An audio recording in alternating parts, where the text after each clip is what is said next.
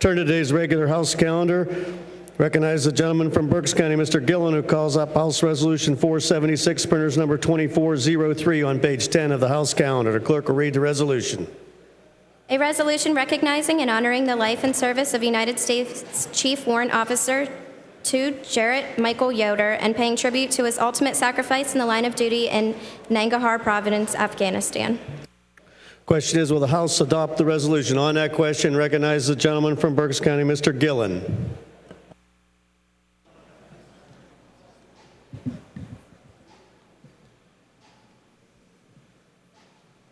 Thank you, Mr. Speaker. In the spring of this year, Chief Warrant Officer Jarett Yoder lost his life in the crash of his Apache helicopter in Afghanistan.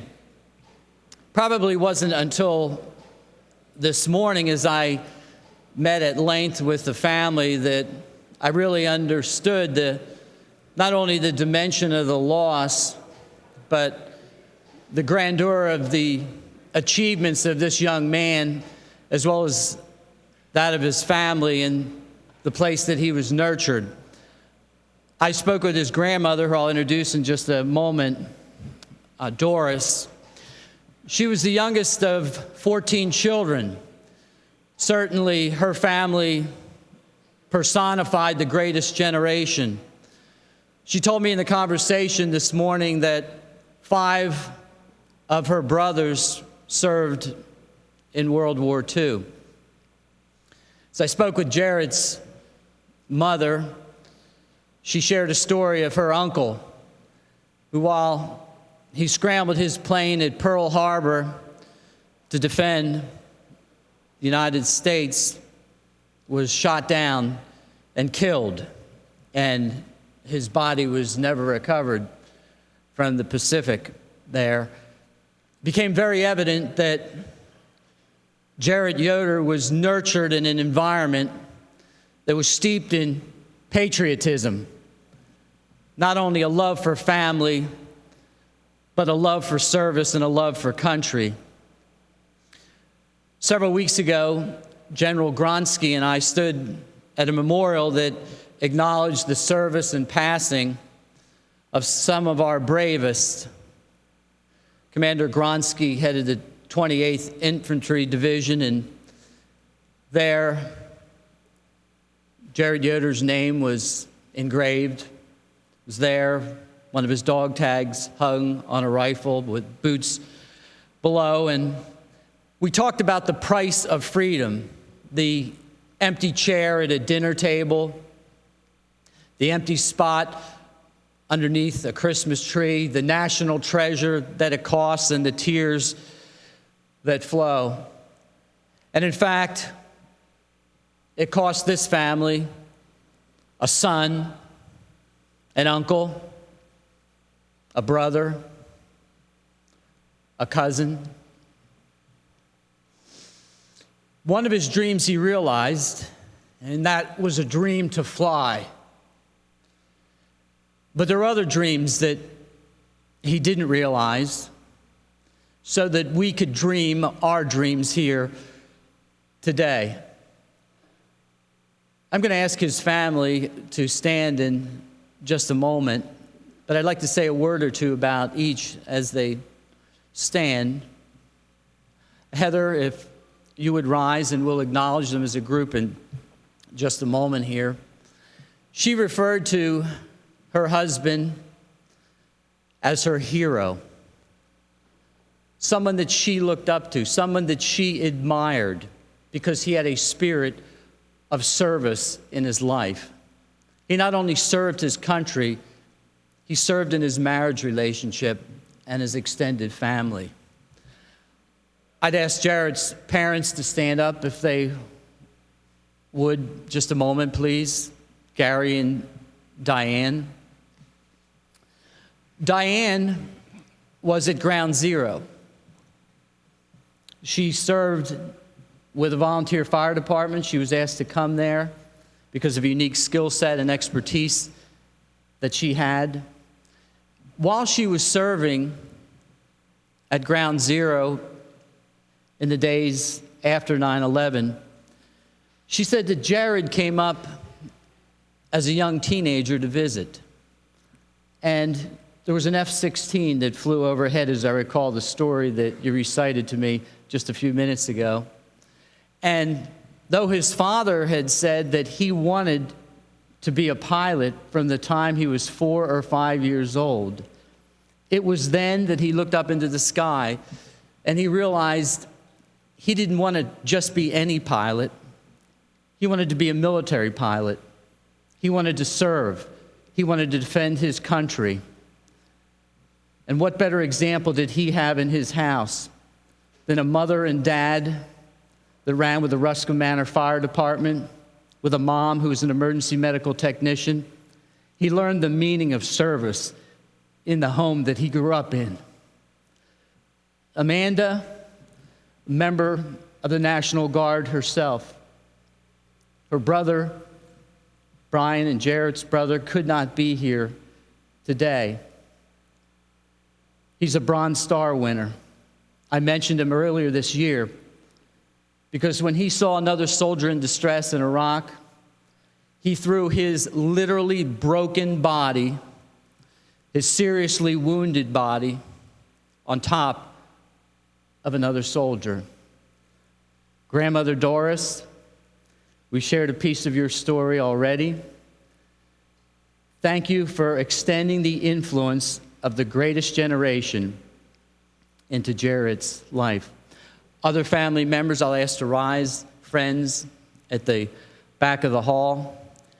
Kayla, Jocelyn, the nieces that were as much children to Jarett as anyone else. Diane, Heather's mother, and Eli. I'd ask if you join me in acknowledging this very special family.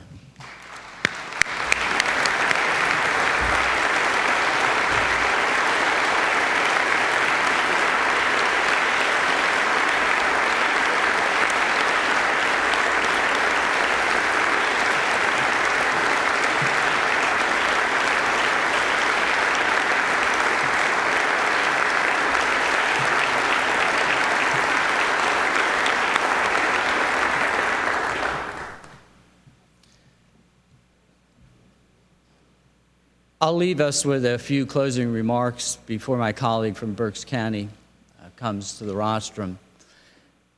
In the midst of this remarkable family service, one day Jarett said to his parents when he came of age, he said, "It's my turn. It's my turn to serve. It's my turn to put the uniform on. It's my turn to sacrifice." 237 years ago, another group of patriots determined that it was their turn. It was their turn to respond to duty's call. It was their turn to hearken when honor and country and sacrifice called out their names. Can I speak for a moment about our responsibility, just for a moment? Sometime today, if you have the opportunity, I would encourage you to do what I am determined to do as well, to get down on my knees and thank God for the United States of America, for Jarett Yoder, and for this inspirational family. It's 12 years after 9/11, and sometimes we forget what Afghanistan is all about.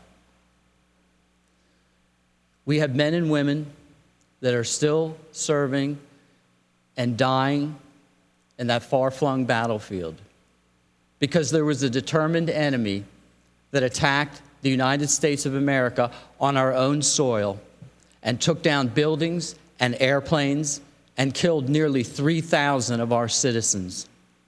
And it still requires national treasure and sacrifice and Jarett Yoders to keep the enemy at bay. 2 weekends ago, I spoke to a group of POW survivors from the Mukden Japanese camp in China. Several of these men that I visited with after I spoke were survivors of Corregidor that fell in the spring of 1942. Several of these men, including Irwin Johnson, were survivors of the notorious Bataan Death March. And I talked about some of our modern heroes, like Jarett Yoder. And these men who knew valor and who knew hardship and who knew service said, these modern patriots who have volunteered are gifted intellectually, physically, and technically, and we're extraordinarily proud of their service. And I don't know if I can offer a higher accolade than what came from the lips of a man who was on the Bataan Death March. Thank you, Representative Maloney. Question is, will the House agree to adopt the resolution? On that question, recognize the gentleman from Berks County, Mr. Maloney. Thank you, Mr. Speaker. You know, being active with young people on many different levels, I get to know many of the teenagers and the young athletes and adults in my community. And I had the honor of knowing Jarett. Those who join the military and serve our nation are very special people. If you take notice of the people in your community, our future heroes stand out. Jarett was one of these people. I knew him as an athlete at the Ole Valley High School. I knew him, me being a PIAA official. I had the honor of officiating him in many track meets. He was a pole vaulter. He was an excellent soccer player. You just knew whenever he put his mind to it, he was going to succeed. Just a few years ago, down the road in Shippensburg District 3 Championships, he was competing in the pole vault, and I noticed that even though he had broken his ankle previously in another season, he really didn't lose a step. He continued his endeavor to improve himself. Another year, he snapped his pole vault pole. He damaged his leg, and he still continued to compete. I asked Heather this morning about that, and she says that pole in 2 pieces is in their home today.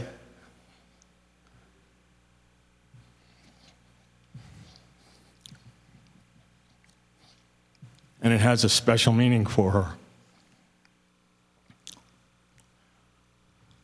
You know, as these young people go forward, we never really know exactly where they will go. We spend a lot of time with them.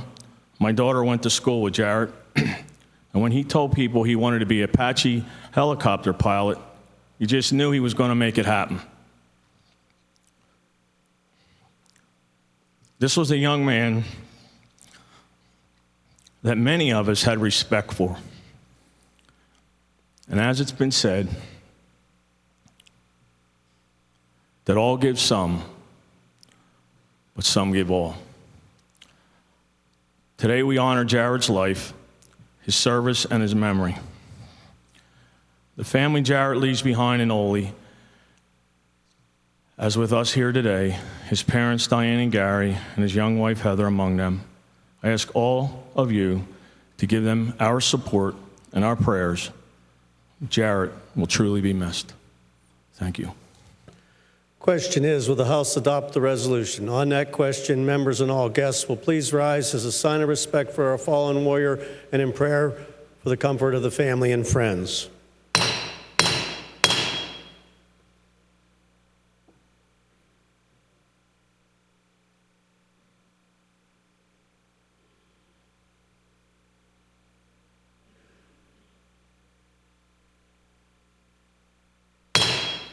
Members will proceed to vote.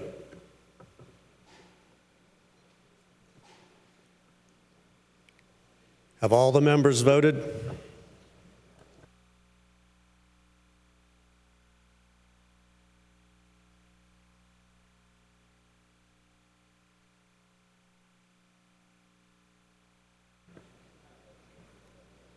Have all the members voted?